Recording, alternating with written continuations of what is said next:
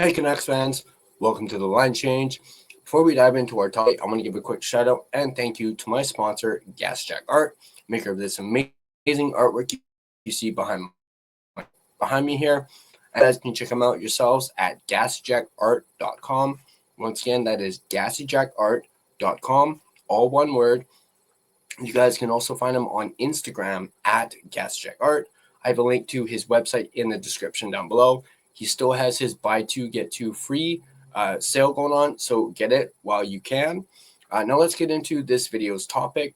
We're going to be talking about the Vancouver Canucks putting an end to the quote-unquote Braeden Cootes Experiment.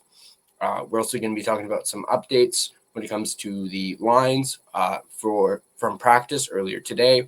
We're going to be talking about that. I have some quotes from practice earlier today that we're going to be discussing. Obviously, this is the last practice at home for the Canucks before they go on their road trip. Their road trip, of course, starts Thursday in Dallas, where they take on the Dallas Stars. And then they'll be going to Chicago on Friday to play the Chicago Blackhawks. But let's go ahead and talk about the Vancouver Canucks ending the Braeden Cootes Experiment. Only 3 games into the season. Let's go ahead and bring up the tweet. As they, of course, Patrick Allvin announced today that forward Braeden Cootes has been assigned to the Seattle Thunderbirds. That is, of course, his WHL team that he is actually the captain of. So, to me, personally, this is a good thing. I don't think Canucks fans should look at this as, as a bad thing. I actually think it's a good thing that they are sending Cootes back down to the WHL already. I mean, I'll admit I was hoping that I could see him, play when I go to the game in a couple weeks. But, the fact that he's being sent down already, and it has nothing to do with his performance. I believe it was actually Adam Foote was quoted as saying says nothing to do with his play. They just think it's the right move for his development. And I completely 100% agree on that notion. Speaking of that, I believe I have a quote from Adam Foote himself, who even talked about Braeden Cootes going back down to the WHL. He goes on to say, "I'm very proud of what he's done. It's not his play at all, just like I mentioned. He's a smart hockey player. We just think it's the right thing for his development." And I completely 100% agree. This is what's best for him. And I do think it would benefit him a lot if he just marinated in the WHL, went, focused on being the captain of the Seattle Thunderbirds. He got a small little sample size of what the NHL is like. Obviously, Cootes was absolutely fantastic during the preseason. We saw little flashes of him in that first game, or at least the first couple games. But obviously, he did not get a point in those 3 games that he played, which is completely fine. He is a 18-year-old rookie after all. But I do think this is a smart move by the Canucks, sending him back down to the WHL, and will definitely help him in the long run. Perhaps we could maybe see him later in the season. After all, the Canucks have a 9-game window. They have only used 3 of them, which is almost halfway through his 9 games. But as I just mentioned, perhaps we could very well see him once again called back up to the Vancouver Canucks later on in the season if need be. But I don't think it's needed personally. At least that's my personal opinion. I don't think they need to bring him back up for the rest of the season. This was a good small sample size for him just to get, his feet wet, so he's aware of the NHL. And maybe everything that he learned while he was up here, he can perhaps bring back down to the WHL, and he can help him for the Thunderbirds. So that is about Braeden Cootes and him, being sent down. That, of course, being the big news of the day. Braeden Cootes being sent back down to the WHL so we can marinate down there after a 3-game stint with the Vancouver Canucks. Now, moving on. Obviously, as I mentioned, the Canucks had a practice today. Obviously, they did not practice yesterday or Sunday due to Thanksgiving. So they had 2 days of rest. There was no practice. And today they finally had their first practice since the long weekend and just before they go on their road trip. And I wanted to bring up the lines that they used at practice today. This tweet is, of course, from Brendan Batchelor. He says the Tuesday Canucks practice lines were DeBrusk, EP40, Besser, Kane, Hedel, Garland, O'Connor, Cootes, Lekaramaki. Obviously, Cootes still practiced with the Canucks despite him having been sent down. Then you had Baines, Ratu, and Sherwood. Your defensive pairings were Hughes, Hronek, and then you had EP25 with Tyler Myers, and then Marcus Pettersson with Victor Mancini. Of course, Victor Mancini was called up. And you had your extras in Linus Karlsson, Teddy Bluger, and P.O. Joseph. Speaking of Teddy Bluger and P.O. Joseph, it was announced by Adam Foote at practice today that P.O. Joseph and Teddy Bluger will be on the road trip, this upcoming road trip. So that is obviously a positive thing. Going back to the lines, I believe it was Teddy Bluger was wearing a red jersey, which is a non-contact jersey. So perhaps by the time Thursday rolls around, we could very well see Teddy Bluger in the lineup, possibly. With the demotion of Braeden Cootes, him being sent back down to the WHL, it was announced that Max Sasson has been called up. So he will most very likely be on the road trip as well. And perhaps he will very likely slot into Braeden Cootes' spot there on the third line. So perhaps come Thursday, it could be O'Connor, Sasson, and Lekaramaki. Obviously, having Sasson and Lekaramaki on the same line will hopefully be good, as they obviously have some chemistry from their time with the Abbotsford Canucks. And hopefully we will see a little bit more of that on Thursday, if that is in fact where Sasson ends up. For all we know, Sasson could just be an extra, as we don't know if Teddy Bluger will for sure play on Thursday. We will probably find out probably tomorrow or maybe even Thursday morning. But there's that. I did also want to go over something that Foote mentioned about the lines going into Thursday. I thought it was quite interesting. And it was this.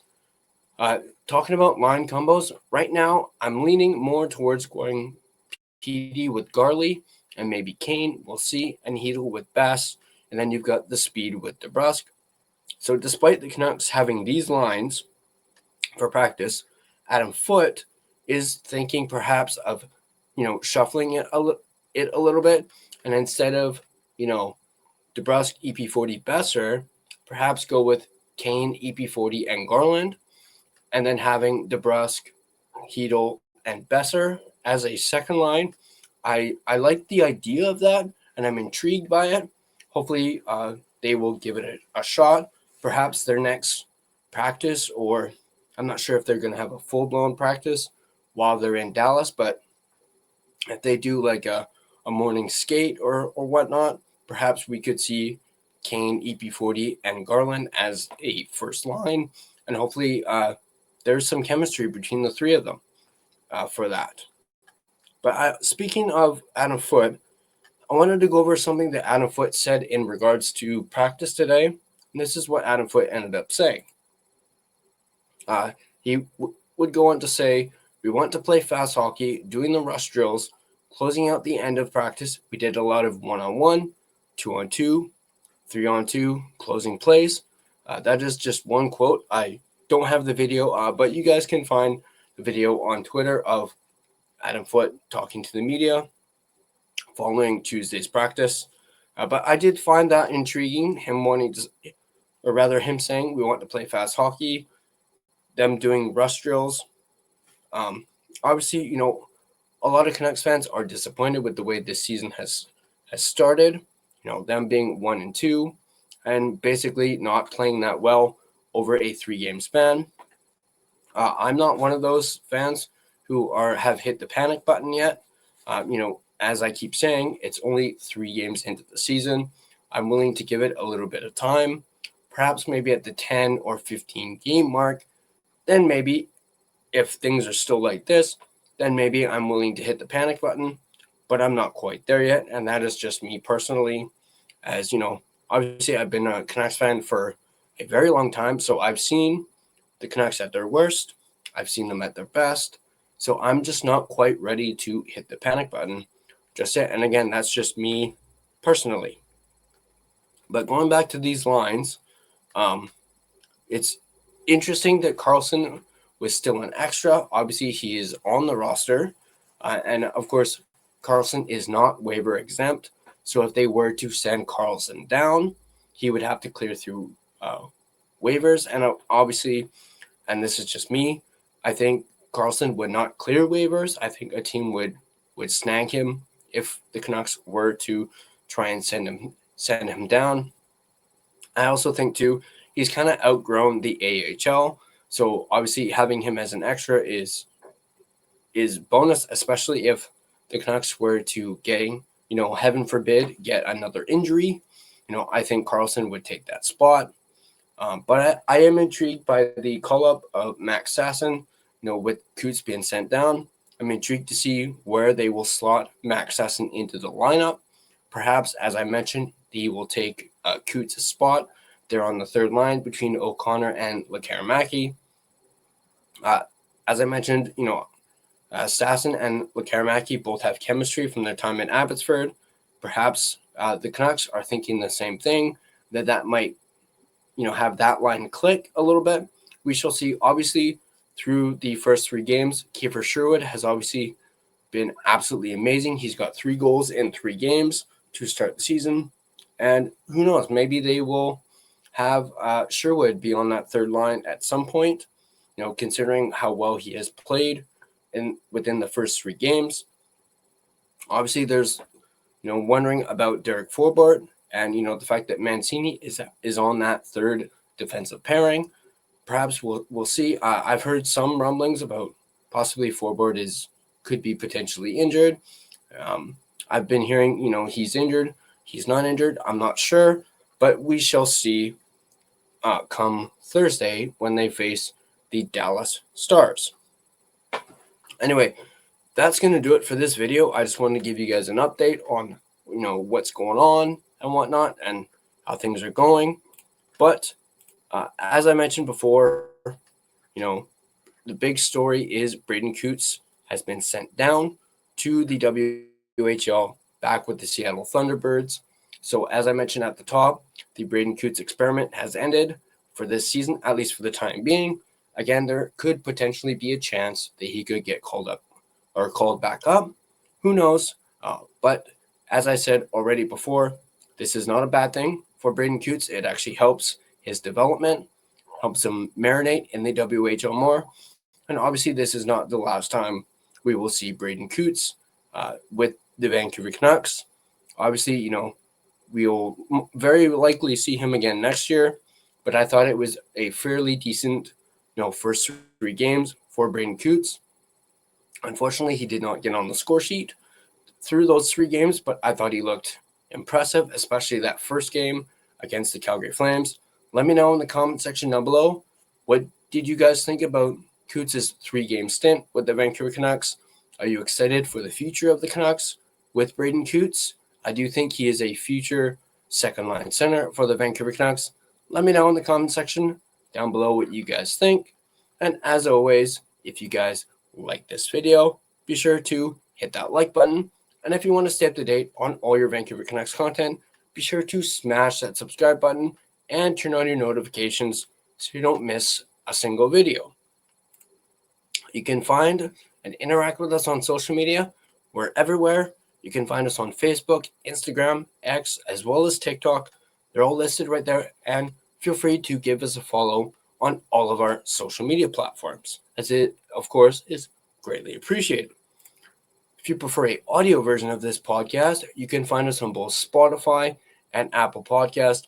On Spotify, once again, feel free to give us a follow, as well as rate and review us. It is greatly appreciated, and it really helps out the podcast. But that's going to do it for me in this video. As always, let's go Canucks, and I'll see you guys in the next video.